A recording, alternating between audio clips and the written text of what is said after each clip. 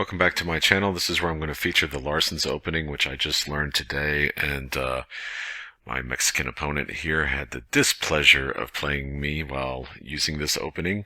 It's a very powerful opening that focuses less on the center of the board, like most openings, and instead wields power from the side and then shoots the other pieces up toward the king right away, which I thought was very effective, and I really liked it. And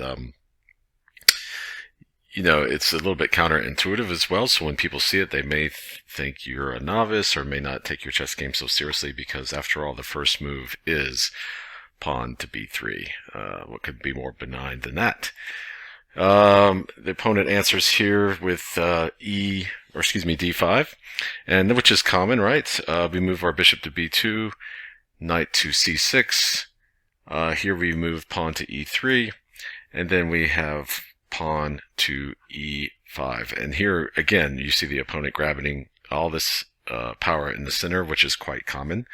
But this whole opening is focused around this pin here. We're going to fasten this bishop to this knight, creating a pin, and now this piece is no longer protected and is up for grabs, threatening to be captured by the bishop there. So he has to move it, and now the g7 square becomes a target, and this piece is now pinned. So now we're pinning two pieces, which I really like. This is just I'm going to develop some pieces over here, so I'm opening with, this is a recommended move in the opening, so I played it. He comes to push his bishop here to kind of release this pin, so I go ahead and just neutralize that. Not a problem. I'm going to develop my queen here. Had he, moved here to check with his queen, then you simply move the pawn up and, no harm, no foul.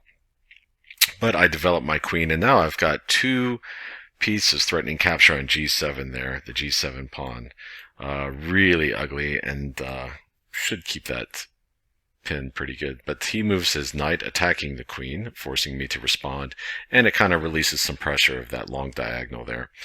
So I move my queen back, but I still keep it on the same file because I want to continue this pressure if the bishop moves out, or if something goes awry there.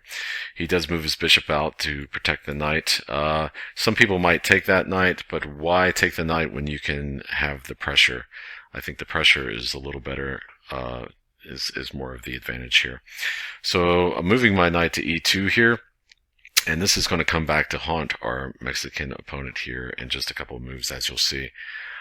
He castles, which I think is a big mistake at this point, but now it gives me a target. His king has made a commitment, and we're going to send all of our army of pieces in that direction, of course. So I've got this little recon pawn that I like to send down the flank whenever someone castles. And our boy's a skilled chess player, so he moves to block this pawn from coming down and creating havoc. But I'm going to move my queen up and attack the knight there. He's not being protected, but our Mexican opponent defends the knight. But now we see where this e2 knight comes into play. Now he has an option of capturing the knight and then losing his knight right afterwards, or he can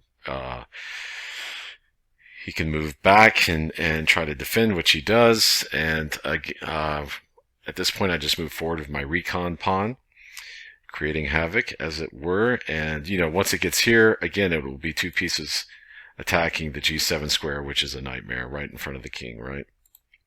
So he moves to attack the queen and create some havoc of his own, but this is really not a big deal. We just, a slight reverse brings her here, and we're still protecting this pawn. We've still got the knight on this square, so all looks good. So he takes that, take with the knight, capture, capture. And by now, he's in big trouble. His king is in wide open.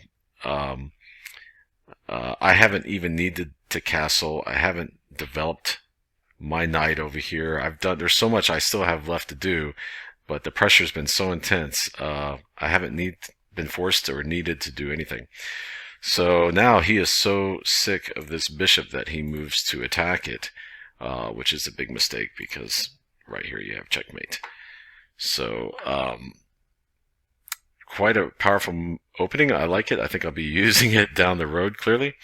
And I was able to defeat this guy in 17 moves, and he was rated stronger than me. So thanks for watching.